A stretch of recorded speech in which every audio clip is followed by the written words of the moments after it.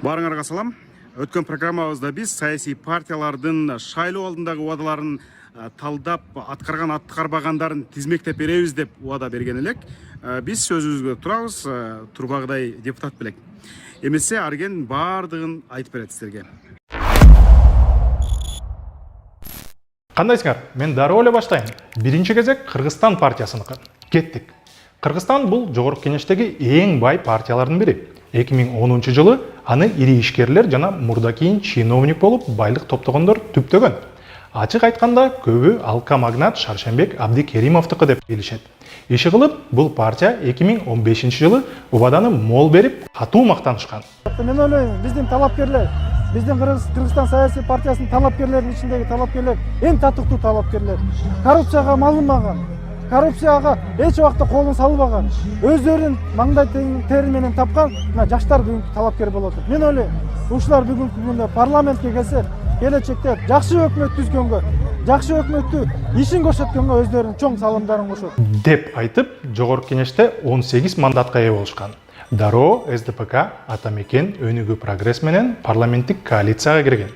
Курч маселелерде сын пикирин айта албай, бийликти жандай жүргөнү үчүн убагында Кыргызстан партиясын СДПКнын клону Атамбаевдин марионеткасы деп атап, актанууга аргасыз кылышкан. Кто-то называет нас партия клон СДПК, мы этого себе никогда не смогли бы позволить. Эми буга ишенич коюшту сиз чечиңиз. Иши кылса, коалиция аркылуу кыргызстанчылар өкмөткө барышты. Парламенттик комитеттердин жетекчилери болушту. 3 жыл спикер болгон Дастан Жумабековду да албетте унутпагыз. Мы здесь кукурузу не охраняем, как говорится, да? Ошол эле маалда Кыргызстан партиясы көп чыр-чатактарга да келинди. Башкасын айтпаганда да 2018 жылы Канат Исаев Токмокту жерди мыйзамсыз менчикке өткөрүү үчүн 12 жылга кесилген. 2019 жылы жогорку сот аны актап койгон. 2017 жылы Исаев бийликти басып алмак деген айып менен камалып, 1 жылын абакта өткөргөн. Кыргызстан партиясынын дагы бир депутаты Дамирбек Асылбек уулу 2018 жылы Казакстанда кармалган. Казак бийлиги аны контрабанда менен иштеген эл аралык кылмыш тобу лидери деп таанып, 10 жыл абакка кескен. Кыргыз өкмөтү экстрадиция кылдырган соң көп өтпөй түрмөдөн бошотту. Кыргызстан партиясынын парламенттеги ишмердүүлүгү жөнүндө сын пикирлер көп айтылган.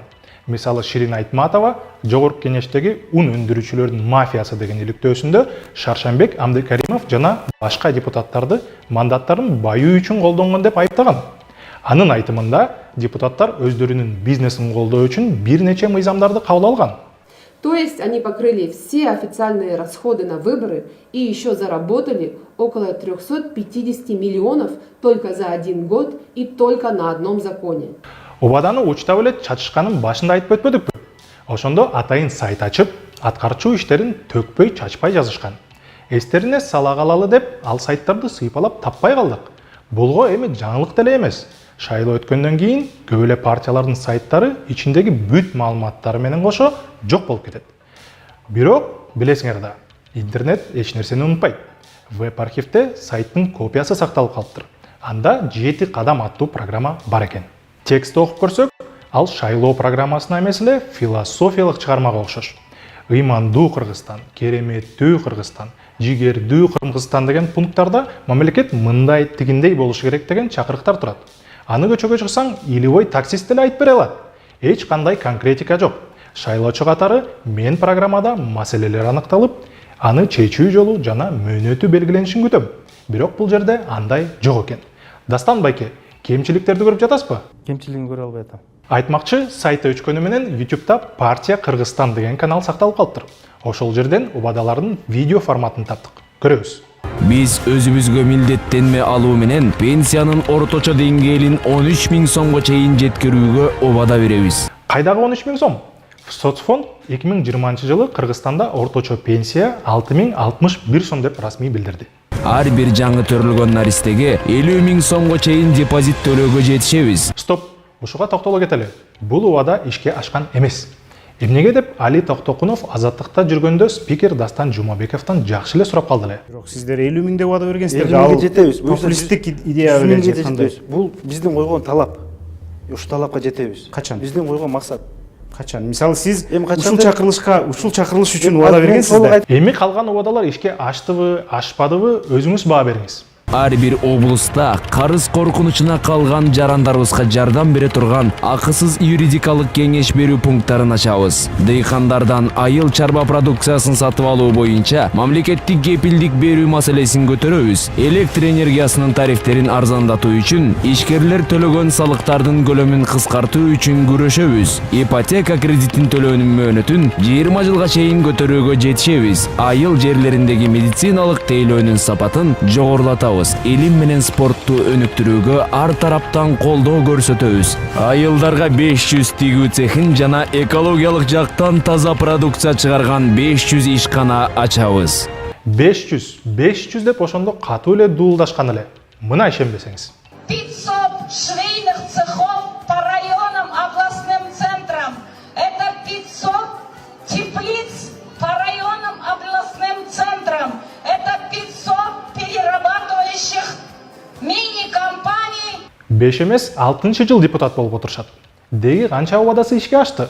Аларды аткарам, жасайм дегенин жазып алып, эстетип турган Политмер KG сайты бар.